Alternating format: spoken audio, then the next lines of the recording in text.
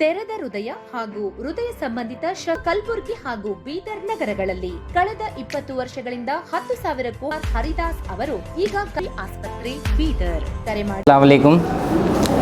आज एक press meet इसलिए रखा गया है क्योंकि इससे पहले इस प्रेस मीट में जो हम introduction doctor Minaj Harsuri sir neuro surgeon का करवाए थे, जो मद्रास मेडिकल कॉलेज से कंप्लीट करके आए थे, माशाल्लाह एक महीने में तकरीबन 10 से ज़ायद neuro surgery cases and last month भी around 5 to 10 cases neuro surgery cases हुए थे। तो ये एक 10 डेज़ बोल सकता हूँ मैं, सिर्फ 10 डेज़ में एक 5 केसेस ऐसे जो सीवियर हेड इंजरी केसेस थे, जो ऐसे cases complex neuro surgery cases जिसको कहते हैं, जो प्रीमियर इंस्टीट्यूट्स में होते हैं सर्जरीज़, जो कॉर्पोरेट हॉस्पिटल्स में सर्जरीज़ होते हैं, वैसे पेशेंट्स को अल्हम्दुलिल्लाह इमीडिएटली स्टेबलाइज़ किया गया एंड इमीडिएटली ओटी को शिफ्ट किया गया एंड सर्जरी किया गया एंड अल्हम्दुलिल्लाह ए वेरी गुड रिकवरी। बहुत ही कम टाइम में पेशेंट अल्हम्दुलिल्लाह वेंटिलेटर से बाहर आके खुद जो है वार्ड में भी शिफ्ट हो रहे हैं। तो ये 5 जो complex severe head injury cases, इसके बारे में डिस्कशन करने के लिए कि ये केसेस कैसे इम्प्रूव हुए एंड कैसे इसके बारे में डिटेल्स इंशाल्लाह मिनाज सर बताएंगे। अस्सलाम वालेकुम। मैं doctor Mohammad Minaj Harsuri, MS MCH neuro surgeon, Mandar hospital में 24/7 सर्विस न्यूरो सर्जिकल सर्विसेज देने के लिए सर्विसेज दे रहा हूँ। सो मेन मकसद क्या है ये इंटरव्यू का आने के लिए कि हम आपको ये बताना चाहते हैं कि न्यूरो ट्रीटमेंट जो होता है, जो बड़े बड़े सेंटर्स में होता है, बड़े बड़े सिटीज़ में होता है, वो हम यहाँ पे उसका ट्रीटमेंट, उसका इलाज, उसके जो भी है आउटकम सब आपको यहाँ पे ईज़िली यहाँ पे अवेलेबल कराएंगे। और उसका इलाज जो भी कंप्लीट ट्रीटमेंट जो है एडमिशन से लेके डिस्चार्ज तक का जो भी कोर्सेस हम लोग करे हैं रिसेंटली, जो पेशेंट्स का ये करे हैं उसको हम बताने के लिए यहाँ पे अरेंज किए हैं। तो रिसेंटली क्या है 10 दिनों में हम लोग 5 केसेस जो कि क्रिटिकल केसेस बोल सकते हैं, सीवियर हेड इंजरीज बोलते हैं उसको। 3 टाइप के हेड इंजरीज होते हैं उसमें, माइल्ड, मॉडरेट, सीवियर। एक माइल्ड मतलब बहुत कम मार लगा हुआ, मॉडरेट मतलब थोड़ा सा ज़्यादा, सीवियर मतलब बहुत गहरा मार लगा हुआ है जो सर को। वो पेशेंट जैसे कि वो जो गहरा मार लगता है वो पेशेंट्स कोमा में चले जाते हैं। वैसे पेशेंट्स को हम कैसा बाहर निकालें, क्या करें, हम वो बताना चाहते हैं आपको। तो रिसेंटली 10 दिनों में ये 5 केसेस रिकवर होके उठ के बैठे हैं। तो पहला केस जो था 60 साल का आदमी था, वो एक्सीडेंट होके हमारे पास आया था। ऑलमोस्ट लाइक बेहोश की हालत में आया था पेशेंट, बेहोश था, कुछ भी रिस्पॉन्स नहीं कर रहा था, तो कोमा के हालत में था। तो इमीडिएटली क्या है उसको पेशेंट को कैजुअलिटी में रिसीव करके ब्लड प्रेशर, ऑक्सीजन लेवल जो मैनेज करके इंट्यूबेट मतलब मशीन, उसको ट्यूब डाल के मशीन से वेंटिलेटर सपोर्ट, उसके बाद हमने स्कैन किया उसको। स्कैन करने के बाद वो पेशेंट को बड़ा सा खून का क्लॉट हो गया था, रग फटने की वजह से, मार लग के रग फटने की वजह से बड़ा सा क्लॉट हो गया था। वो क्लॉट होने की वजह से पेशेंट कोमा में चला गया। उसको इमीडिएटली हम लोग ऑपरेशन थिएटर में लेके ऑपरेशन करके जान बचाया उसकी। बट जान बचाना बोल के इमीडिएटली ऑपरेशन करके क्लॉट लेना एक मकसद नहीं रहता। निकालने के बाद की जो रिकवरी रहती, जो ICU में जो वेंटिलेटर के बाद वेंटिलेटर पे जो पेशेंट रहता उसका जो केयर रहता, उसको जो रिकवरी रहती वो इम्पॉर्टेंट रहती। तो ऐसे पेशेंट्स जो ब्रेन में क्लॉट होता है बड़ा, इसको लेफ़्ट साइड में FTP SDH बोलते हैं उसको, बड़ा सा क्लॉट था, उसको क्या है ऑपरेशन करके क्लॉट निकाले, जो हड्डी है पेट में रख दिया उसको। और ऐसे पेशेंट्स यूजुअली ऑपरेशन के बाद मिनिमम 1 से 2 हफ्ते तक वेंटिलेटर पे रहते हैं। बट ये स्पेशल हम लोग ऐसा उसका इलाज किए, 1 से 2 दिन में वेंटिलेटर से बाहर निकाले, दूसरे दिन उसको चलाना शुरू करें, तो ऑटोमेटिकली पेशेंट की रिकवरी अच्छी होती है। सो 2 हफ्ते का पेशेंट 2 दिन में चलना शुरू करा, वो एक मिराकल जैसा बोल सकते हैं आपको, वो बताना चाहते। अब वो 2 दिन में चल के बाद में फिर पेशेंट नाक का ट्यूब रहता, उसमें से खाना डालते हैं, उसके बाद मुंह से, तो होते होते ऐसा हो गया वो पेशेंट डिस्चार्ज के लिए फिट रेडी है। वो एक केस। और दूसरा केस क्या था, एक 30 साल का पेशेंट, वो भी एक्सीडेंट होके गिर गया था, बेहोशी की हालत में, कोमा की हालत में था। उसको भी ला के वेंटिलेटर पे रख के स्कैन करे। उसको तो दोनों साइड, एक साइड छोटा, एक साइड बड़ा जो क्लॉट था वो निकाले, छोटा इंजेक्शन से, दवाइयों से मैनेज करे उसको। उसका भी पेशेंट को क्या है, ऐसे पेशेंट्स 2 से 3 हफ्ते 1 महीने तक वेंटिलेटर पे रहते हैं। वेंटिलेटर पे 2 से 3 दिन के बाद जो मुंह का ट्यूब निकाल के गले में सुराख डाल के ट्यूब वहाँ से डालना पड़ता है, उसको ट्रैकेओस्टोमी बोलते हैं। वो भी उसको हम बगैर वो सिचुएशन में, बगैर वो कंडीशन में जाने के 2 से 3 दिन के अंदर वेंटिलेटर से बाहर निकाल के उसको मोबिलाइज करें। मोबिलाइज मतलब फेरना शुरू करें। 3 से 4 दिन में पेशेंट आईसीयू से बाहर शिफ्ट हो गया। वो भी ग्रेट अचीवमेंट है। ये एक केस के बारे में हम लोग बताना चाह रहे थे। और एक क्या था, 16 साल का बच्चा था, वो भी बेहोशी की हालत में गिर के आया था। उसको क्या था, क्लॉट नहीं था, फिर भी वेंटिलेटर पे था, क्लॉट नहीं था। अब इसको क्या करना, क्लॉट रहा बोले तो इमीडिएटली निकाल के करके उसको जल्दी से जान बचाने के ट्राई कर सकते हैं। अब इसको क्लॉट नहीं है, सीटी स्कैन करें, सीटी स्कैन नॉर्मल है। सीटी स्कैन नॉर्मल मतलब ऐसे पेशेंट्स क्या है, बहुत लंबे वेंटिलेटर पे चले जाते हैं, महीना, 2 महीने, 3 महीने, फिर उनको फिर से ट्रैकेओस्टोमी करना। बट ये पेशेंट 16 ईयर्स था, ऐसा मैनेज करे उसको 2 से 3 दिन में वेंटिलेटर से बाहर निकाले। अब उठ के बैठा है, उठ के चल रहा है, फिर रहा है, बात कर रहा है, खुद से खा रहा है। वो पेशेंट्स को डिफ्यूज एक्सियल इंजरी बोलते हैं, ग्रेड 2 DAI बोलते हैं उसको। सो वो एक पेशेंट। और एक क्या, 8 साल का बच्चा, छोटी उम्र के बच्चे को जस्ट खेलते खेलते घर पे गिरने की वजह से बड़ा सा क्लॉट हो गया था। राइट साइड एक बड़ा क्लॉट था, लेफ्ट साइड एक छोटा सा क्लॉट था।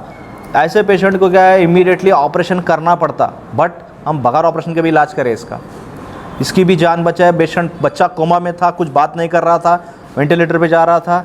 अब 2 से 3 दिन में बच्चा बाहर निकल के उसको भी डिस्चार्ज करती है। और एक 65 साल का आदमी, 5वां केस ये, 65 साल का आदमी जो कि पहले ऑलरेडी उसको स्ट्रोक हुआ था, ऑलरेडी खून पिघलने के गोलियां ले रहा था। वैसा पेशेंट अगर सर को मार लगता तो बचता नहीं। इसको भी ऐसे ही हुआ, पहले से स्ट्रोक होने की वजह से खून पिघलने के गोली ले रहा था, उसको ब्लड थिनर्स बोलते हैं। होने के बाद मार लगने के ही साथ ही उसको बड़ा सा क्लॉट, सामने से लेके पूरा पीछे तक क्लॉट हो गया था। क्लॉट होने की वजह से पेशेंट क्या है, कोमा में चला गया था। फिर उसको वेंटिलेटर पे रखे, उसको क्या है निकाल के। ऐसे पेशेंट्स यूजुअली 95 to 99% इनका जान बचना मुश्किल रहता। वो पेशेंट हमारे पास 2 से 3 दिन में वेंटिलेटर से बाहर आया, उसका इलाज है, घर को चलते चला गया। तो रिसेंटली एक 10 दिन में ऐसे 5 केसेस जो हैं, सीवियर हेड इंजरीज बोलते हैं उनको। सीवियर हेड इंजरीज़ का बचना, बाहर निकलना, वेंटिलेटर से बाहर आना, आईसीयू से बाहर आना, ही बहुत बड़ी बात रहती। ऐसे पेशेंट्स यूजुअली 1 से 2 महीने तक वेंटिलेटर से बाहर नहीं निकलते। हम लोग ने 4 से 5 दिन, मैक्सिमम बोल सकते हैं 5 दिन, उसके अंदर वेंटिलेटर से बाहर निकाल के, आईसीयू से बाहर निकाल के उसको चलाना फिराना शुरू करें। एक बड़ा अचीवमेंट है हमारे लिए। ये लेवल ऑफ केयर खाली आपको बड़े बड़े सिटीज़ में, बैंगलोर, हैदराबाद, मुंबई जैसे बड़े सिटीज़ में मिलता था। अब यहाँ जाने की ज़रूरत नहीं है। यहाँ पे 24/7 न्यूरो के केसेस हम लोग ऑपरेट कर रहे हैं, ट्रीटमेंट दे रहे हैं, अच्छा रिजल्ट्स भी दे रहे हैं। माइल्ड हेड इंजरीज़ का पहले इलाज होता था, अब सीवियर हेड इंजरीज़ का इलाज हो रहा है। ये सहूलतें यहाँ पे अवेलेबल हैं, आप ले सकते हैं उनका फ़ायदा। देखिए, पेशेंट्स को इतना बड़ा क्लॉट रहता है, ये क्लॉट लेके पेशेंट बचना मुश्किल रहता है, उसीलिए डेथ होती है। ऐसे पेशेंट्स को हम जान बचा रहे हैं, हमारे लिए बहुत बड़ा अचीवमेंट है वो। ये केसेस करने के लिए बहुत world class equipments, high microscope, high and equipments, advance machines होना पड़ता। वो मशीन्स गुलबर्गा में खाली 2 से 3 जनों के पास है, यहाँ पे मनूर स्पेशलिटी हॉस्पिटल में भी अवेलेबल है। वो मशीन्स की वजह से पेशेंट की ब्लड लॉस कम होता है, पेशेंट का रिकवरी जल्दी होता है पेशेंट का। और एक बात क्या है बोले तो जान जाने का ख़तरा कम हो जाता है। ये पीडियाट्रिक एज ग्रुप में जो बच्चे पैदा होते हैं, न्यूबॉर्न जो बोलते हैं, उनको क्या है इधर लो बर्थ वेट और प्री टर्म बोलते हैं। पैदाइशी उनका वेट कम रहता है, नए बोले तो जो 37 वीक से 37 to 42 वीक्स में जो पैदा होते हैं, उससे पहले थोड़े बच्चे 30 हफ्ते में पैदा होते हैं, 32, वो बच्चों में थोड़ा सा उनका ब्रेन का डेवलपमेंट कम होता है, जहन कमज़ोर डेवलप, उनका पैदाइशी माँ के पेट से ही ब्रेन कम डेवलपमेंट होता है। उसके वजह से वो पेशेंटों में, बच्चों में थोड़ा कभी फिट्स आते हैं, ये चीज़ें होते हैं। और कभी कभी पैदाइशी माँ के पेट से ही बड़ा सर लेके पैदा होते हैं, उनको हाइड्रोकेफेलस बोलते हैं। उसका भी इलाज, उसको शंट डालते हैं, उसका सर्जरी करते हैं, वो भी पॉसिबल है, वो भी इलाज होता है। मेरा नाम जो है doctor Anil Kumar, chief intensivist neuro critical care Manur centre. आज का जो हम जो ये प्रेस मीट जो कर रहे हैं, what exactly it's different from the other neuro cases. आज का बोलने का ये है कि with in A short duration में हम जो शॉर्ट स्पैन में 5 to 6 केसेस जो किए, all are in a very critical stage and they are bad. So उनका जो फास्टेस्ट जो रिकवरी है, जो स्टेबलाइजेशन जो करना था from the day 1 of accident to the discharge, so what are the things जो हम मुश्किलें जो आगे आए उन सबको हम कैसे डिफेंड किए, उसके ऊपर जो प्रेस मीट डिफरेंट है।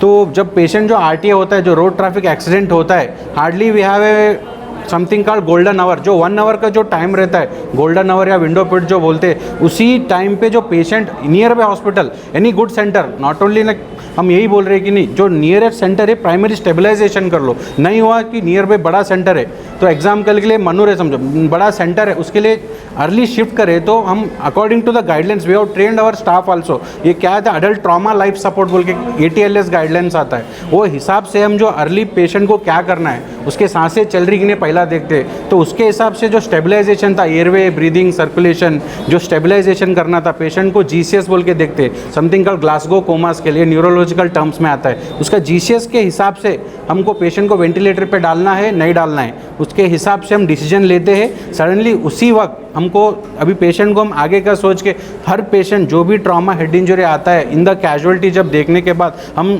उसी टाइम डिसाइड करते हैं कि इसका ऑपरेशन लगने वाला है नहीं लगने वाला है। तो लगने वाला है तभी का तभी हम ब्लड रिपोर्ट्स, ब्लड इन्वेस्टिगेशन, जो ब्लड अरेंजमेंट्स, जो न्यूरो के सर्जरीज जो है 2-2, 3-3 लीटर जो हम ऑपरेशन टेबल पे उतना ब्लड लॉस होता है, हमको डायरेक्टली देना पड़ता है blood. So arrangement of blood, so blood bank से हम बात करके रख देते। इमीडिएटली जब पेशेंट आते कि scanning centre, main thing is CT scan is urgent, so we can done in fraction of second, 10 second में CT स्कैन होता है। शिफ्टिंग लेना आना, ऑलवेज शिफ्ट द पेशेंट, जो ट्रॉमा के रहते स्पाइन बोर्ड बोल के आता है, स्पाइन बोर्ड पे शिफ्ट करो। सभी लोगों से मैं यही कहना चाह रहा हूँ कि जो एम्बुलेंस में पेशेंट्स आते हैं या खुद के हॉस्पिटल में, something called spine board, use the spine board. और सर्वाइकल कॉलर आता है, हार्ड कॉलर, जो भी हेड इंजरी के पेशेंट्स रहते सस्पेक्ट करो कि always they have got a cervical injury. जो माइल्ड, जो सर बोल रहे थे माइल्ड मॉडरेट सीवियर, जो माइल्ड इंजरी रहता है वो कन्वर्ट होकर सीरियस इंजरी ना हो जाए। तो हम हेल्प करने के लिए जाते हैं बट वो कुछ और हो जाता है, तो हेल्प भी करेंगे तो प्रॉपरली कि वी शुड ऑल, अब आप लोग हैं, हमें जो पैरामेडिकल स्टाफ है उनको भी थोड़ी नॉलेज रहना चाहिए कि हम कैसा शिफ्ट करें ताकि हम आगे उनका जान बचा सके, कुछ हेल्प हो जाए। ये हमारा जो मोटो है कैजुअलिटी में, ये ऑलमोस्ट प्राइमरी स्टेबलाइजेशन जो कर लेते विद इन 30 मिनट्स, जो नेक्स्ट 30 मिनट्स से हम इन्वेस्टिगेशन हो, ब्लड प्रोडक्ट्स हो, OT के अरेंजमेंट्स हो, OT में करना है। उसी टाइम में जो पेशेंट्स के रिलेटिव आप हो या मैं हो, जो इमोशनल फीलिंग में आए रहते हैं पेशेंट का क्या है, always all are in stress and anxiety, उनको हम सपोर्ट करना वो भी बहुत इंपॉर्टेंट है। डॉक्टर हो, कोई रिलेटिव हो, उनको हम बिठा के बात करके काउंसलिंग करना पड़ता है। और यही नहीं कि इमोशनल के साथ उनको फाइनेंशियल भी बर्डन रहता है, क्योंकि craniotomy not a simple surgery like चलो भाई कर लेते हैं। ट्रॉमा या केस में लोग सडनली पेशेंट को पानी पिलाते हैं, हाँ वो मीटिंग होता है, नहीं पानी मत पिलाओ अब, क्योंकि any head injuries, any trauma, हम जो सोचते हैं कि पानी पिलाए पेशेंट पानी में, वो उससे क्या होता है, पानी जो पीते हैं उन्होंने उनके सेंस में नहीं रहते, कॉन्शियसनेस में नहीं रहते, सीधा क्या फेफड़ों में जाके उल्टा एस्पिरेशन होता है। एस्पिरेशन में वेंटिलेटर पे जाते हैं बट आने के चांसेस और डिफिकल्ट हो जाता है, वापस नहीं आते, चांसेस उसमें कम हो जाता है, वो नहीं होना चाहिए।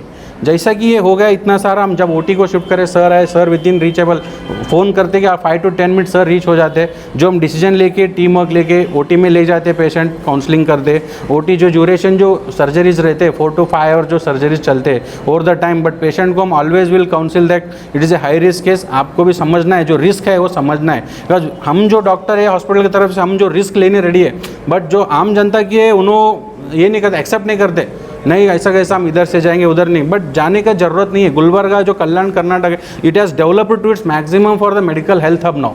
We have got all the big hospitals, all good doctors, same degree. Sir के पास जो डिग्री है मेरे पास वही सोलापुर के लोगों के पास है, वही हैदराबाद के लोगों के पास। केसेस हैंडल करने के लिए कितने डॉक्टर्स, कितने सर्जन्स की टीम है मनूर के पास? We have more than 80 doctors available in all the fields and all the branches. But जो सर के साथ है, सर और उना सर जो इंचार्ज है, उन्होंने असिस्टेंट के साथ आते, जो मैं ICU का इंचार्ज हूँ, मेरा एक टीम है 4 से 5 डॉक्टर्स का, और OT में मैं और मेरा दूसरा एनेस्थेटिस्ट कलीग रहता है। So we have 4 to 5 people at a stretch in one patient. So ऐसा इनका एक ही पेशेंट नहीं, जो 5 से 6 पेशेंट्स हैं, उन सबके लिए ये टीम उनके लिए काम करते रहता है। सर्जन रहते हैं इसमें, 2 सर्जन है, मैं हूँ डॉक्टर सागर है, ऑर्थोपेडिक सर्जन है डॉक्टर विवेक बोल के है, फिर न्यूरो सर्जन है, फिर मैक्सिलोफेशियल सर्जन है, फिर इंटेंसिविस्ट है। तो एक टीम है, एक 10 ट्रॉमा टीम बोला था, एक 10 से 12 डॉक्टर्स तक पकड़ के चल सकते हैं। देखिए अभी विद इन 1.5 ईयर में शायद मोर देन 1000 मेजर सर्जरीज हो रहे हैं। मेजर सर्जरीज 1000 से ज़्यादा किए हैं। इसमें critical around 400 to 500 critical cases ही हैं। तो माशाल्लाह इसमें से बहुत ज़्यादा पेशेंट से रिकवर हुए हैं, around 85 to 90% I can say, इतना ज़्यादा अल्हम्दुलिल्लाह रिकवरी रेट है। एंड पूरे डॉक्टर्स का एफर्ट है, एक इंसान कुछ नहीं कर सकता है। जैसे कि एक टीम होना है तो अल्हम्दुलिल्लाह इसको एक कोइंसिडेंस बोल सकते हैं या फिर सबका ये जज्बा डेडिकेशन बोल सकते हैं कि सभी लोग एक साथ मिलके अल्हम्दुलिल्लाह, क्योंकि एक पेशेंट जब बाहर आता है तो स्टार्टिंग बाहर वॉचमैन से लेके नर्सिंग स्टाफ से लेके वार्ड बॉय से लेके ओटी स्टाफ सब लोग ये जज्बा दिखाने के बाद हम इमीडिएटली ओटी कर सकते हैं। ये तो ये बाहर हर चीज़ इवन ब्लड बैंक हो या फिर फार्मेसी हो, हर एक का हाथ रहता है उसमें एक पेशेंट अच्छा बनने में। तो अल्हम्दुलिल्लाह वो हर चीज़ दिखने में। डिस्ट्रिक्ट की आवाम को क्या कहना चाहेंगे मन्नौर हॉस्पिटल के बारे में? ठीक है, अल्हम्दुलिल्लाह पहले तो मैं पूरे कल्याण कर्नाटक रीजन के लोगों को ये बताना चाहता हूँ कि ऐसे मेजर केसेस हम लोग कर रहे हैं। अल्हम्दुलिल्लाह रिकवरी भी है, आपके साथ है, पेशेंट अभी हॉस्पिटल में है, आप देख सकते हैं। तो पेशेंट से भी अटेंडर से भी बात कर सकते हैं कि इतना मेजर सर्जरी, इतना रिकवरी रेट इतना fast, just with in 24 hours patient ventilator के बाहर आकर खुद चलना, ये एक मिराकल से कम नहीं है अल्हम्दुलिल्लाह। तो पहले था कि न्यूरो सर्जरी होता है तो 1 मंथ पेशेंट हॉस्पिटल में रहते थे, यहाँ पे 8 डेज़ 10 डेज़ में पेशेंट अल्हम्दुलिल्लाह डिस्चार्ज होकर जा रहे हैं। तो फास्ट रिकवरी है, ये भी बहुत इंपॉर्टेंट है। तो यहाँ पे न्यूरो सर्जरी के हर एक मेजर से मेजर कॉम्प्लेक्स केसेस अल्हम्दुलिल्लाह हम लोग कर रहे हैं। ತೆರೆದ ಹೃದಯ ಹಾಗೂ ಹೃದಯ ಸಂಬಂಧಿತ ಶಸ್ತ್ರಚಿಕಿತ್ಸೆ ಈಗ ನಿಮ್ಮ ಕಲಬುರಗಿ ಹಾಗೂ ಬೀದರ್ ನಗರಗಳಲ್ಲಿ ಕಳೆದ 20 ವರ್ಷಗಳಿಂದ 10,000ಕ್ಕೂ ಹೆಚ್ಚು ವಯಸ್ಕರ ಮತ್ತು ಮಕ್ಕಳ ತೆರೆದ ಹೃದಯ ಶಸ್ತ್ರಚಿಕಿತ್ಸೆ ಮಾಡಿದ ಅನುಭವ ಹೊಂದಿರುವ ಡಾಕ್ಟರ್ ಪ್ರೊಫೆಸರ್ ಅರುಣ್ ಕುಮಾರ್ ಹರಿದಾಸ್ ಅವರು ಈಗ ಕಲಬುರಗಿ ಮತ್ತು ಬೀದರ್ ನಗರಗಳಲ್ಲಿ ಹೃದ್ರೋಗ ಸಮಸ್ಯೆಗಳಿಗೆ ಚಿಕಿತ್ಸೆ ನೀಡಲಿದ್ದಾರೆ। 5,000ಕ್ಕೂ ಹೆಚ್ಚು ಲಂಗ್ ಸರ್ಜರಿ ಹಾಗೂ 5,000ಕ್ಕೂ ಅಧಿಕ ಪೆರಿಫೆರಲ್ ವ್ಯಾಸ್ಕುಲರ್ ಸರ್ಜರಿಗಳನ್ನು ಯಶಸ್ವಿಯಾಗಿ ಮಾಡಿರುವ ಡಾಕ್ಟರ್ ಅರುಣ್ ಕುಮಾರ್ ಹರಿದಾಸ್ ಅವರು ಕೀ ಹೋಲ್ ಸರ್ಜರಿ ತರಬೇತಿಯನ್ನು ಜಪಾನಿನಲ್ಲಿಯೂ ಅಂಗಾಂಗ ಕಸಿ ಮಾಡುವ ತರಬೇತಿಯನ್ನು ಇಂಗ್ಲೆಂಡ್ನಲ್ಲಿಯೂ ಪಡೆದಿದ್ದಾರೆ। ತೆರೆದ ಹೃದಯ ಬೈಪಾಸ್ ಸರ್ಜರಿ, ವಾಲ್ವ್ ದುರಸ್ತಿ ಅಥವಾ ಬದಲಾಯಿಸುವುದು, ಹೃದಯದ ಕೀ ಹೋಲ್ ಸರ್ಜರಿ, ಶ್ವಾಸಕೋಶದ ಶಸ್ತ್ರಚಿಕಿತ್ಸೆ, ರಕ್ತನಾಳದ ಶಸ್ತ್ರಚಿಕಿತ್ಸೆ ಹಾಗೂ ಲೇಸರ್ ವರ್ಕೋಸ್ ವೇನ್ ಸರ್ಜರಿಯಂತಹ ಸೌಲಭ್ಯಗಳು ಈಗ ಕಲಬುರಗಿ ಮತ್ತು ಬೀದರ್ನಲ್ಲಿ। ಹೆಚ್ಚಿನ ಮಾಹಿತಿಗಾಗಿ ಸಂಪರ್ಕಿಸಿ ಗುಲ್ಬರ್ಗಾ ಹಾರ್ಟ್ ಫೌಂಡೇಶನ್ ಮತ್ತು ಸಂಶೋಧನಾ ಕೇಂದ್ರ, ಎಸ್ಟಿಬಿಟಿ ಕ್ರಾಸ್ ಕಲಬುರಗಿ ಹಾಗೂ ವಾಲಿಶ್ರೀ ಆಸ್ಪತ್ರೆ ಬೀದರ್। ಕರೆ ಮಾಡಿ 9587774122।